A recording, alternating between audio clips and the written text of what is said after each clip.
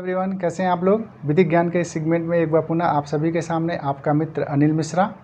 विधिक ज्ञान के इस सेगमेंट में आज हम बात करेंगे, यदि किसी कारणवश आपका नाम किसी कोर्ट केस में दर्ज हो गया है तो क्या आपको सरकारी नौकरी मिल सकती है या नहीं। यदि किसी व्यक्ति ने ईर्ष्या या बदले की भावना में आकर आपका नाम झूठी FIR रजिस्टर करा रखा है तो क्या आपको सरकारी नौकरी मिल सकती है या नहीं, या कोर्ट केस दर्ज होने पर उसके सरकारी नौकरी पर क्या प्रभाव पड़ेगा। इन सारी चीज़ों को आज इस वीडियो के माध्यम से हम समझेंगे और जानने का प्रयास करेंगे। तो दोस्तों, इन सारी चीज़ों को हम 4 भागों में समझेंगे। सबसे पहले हम बात करेंगे अरेस्ट होने की स्थिति में। यदि कोई व्यक्ति सरकारी नौकरी में है और किसी गंभीर अपराध के मामले में पुलिस के द्वारा अरेस्ट किया गया है और वह 24 घंटे या 24 घंटे से ज़्यादा समय तक पुलिस कस्टडी या जुडिशियल कस्टडी में है, तो ऐसे स्थिति में डिपार्टमेंट उसको नौकरी से सस्पेंड कर सकती है। यदि बाद में इस केस में उसे सज़ा सुनाई जाती है तो डिपार्टमेंट उसको नौकरी से टर्मिनेट भी कर सकती है। केस चलने की स्थिति में यदि कोई व्यक्ति सरकारी नौकरी में है और उसके नाम से कोई केस चल रहा है और वह अरेस्ट नहीं हुआ है या अरेस्ट होने के बाद 24 घंटे के अंदर जमानत पर बाहर आ गया है, तो ऐसी स्थिति में डिपार्टमेंट उसको सस्पेंड नहीं कर सकती है, लेकिन उसके केस के फाइल को इंटरनल इंक्वायरी के लिए ज़रूर मंगा सकती है। सज़ा होने की स्थिति में यदि कोई व्यक्ति सरकारी नौकरी में है और किसी गंभीर अपराध के मामले में उसे कोर्ट के द्वारा सज़ा सुना दी गई है, तो ऐसे मामले में डिपार्टमेंट उसको नौकरी से टर्मिनेट कर सकती है। लेकिन यदि उस सज़ा के ख़िलाफ़ उस व्यक्ति ने अपील फाइल कर रखी है तो जब तक अपील की सुनवाई पूरी नहीं हो जाती है तब तक उस व्यक्ति को नौकरी से टर्मिनेट नहीं किया जा सकता है। डिपार्टमेंट उसको सस्पेंड कर सकती है और during the suspension period he will be getting half month salary for the suspension period. अब हम बात करेंगे फाइन होने की स्थिति में।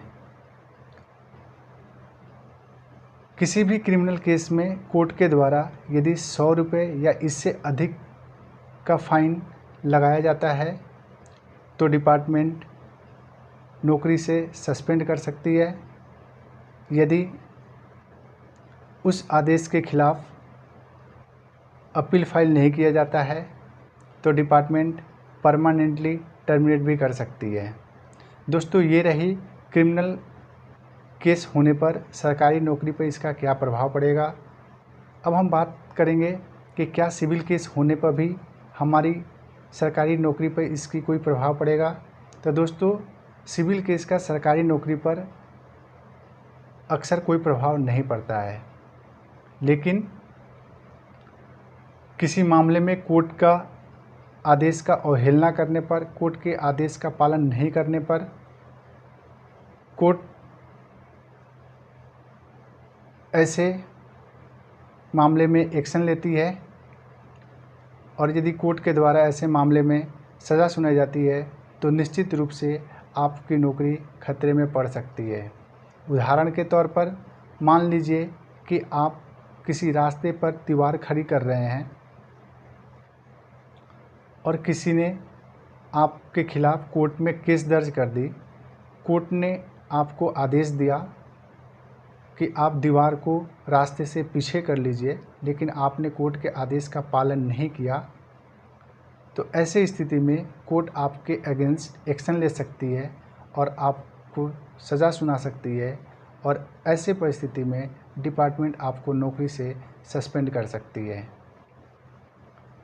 दोस्तों, अब हम बात करेंगे उन लोगों के बारे में जो या तो सरकारी नौकरी की तैयारी कर रहे हैं या जिन्हें सरकारी नौकरी मिलने वाली है, लेकिन किसी कारणवश उनका नाम फर्स्ट टाइम FIR में दर्ज हो गई है।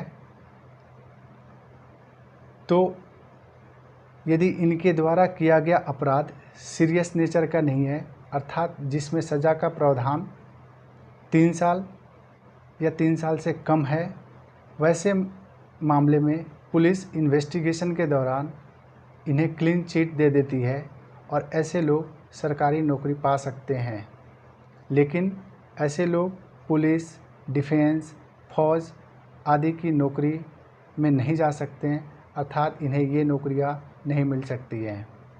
दोस्तों, यहाँ पे एक मैं बहुत ही महत्वपूर्ण चीज़ आपको बताने वाला हूँ कि यदि किसी कारणवश फर्स्ट टाइम आपका नाम किसी एफआईआर में दर्ज हो गया है और आप सरकारी नौकरी से वंचित होने जा रहे हैं, तो ऐसे परिस्थिति में आप प्रोविजन ऑफ ऑफेंडर्स एक्ट 1958 के सेक्शन 4 और 12 का बेनिफिट ले सकते हैं।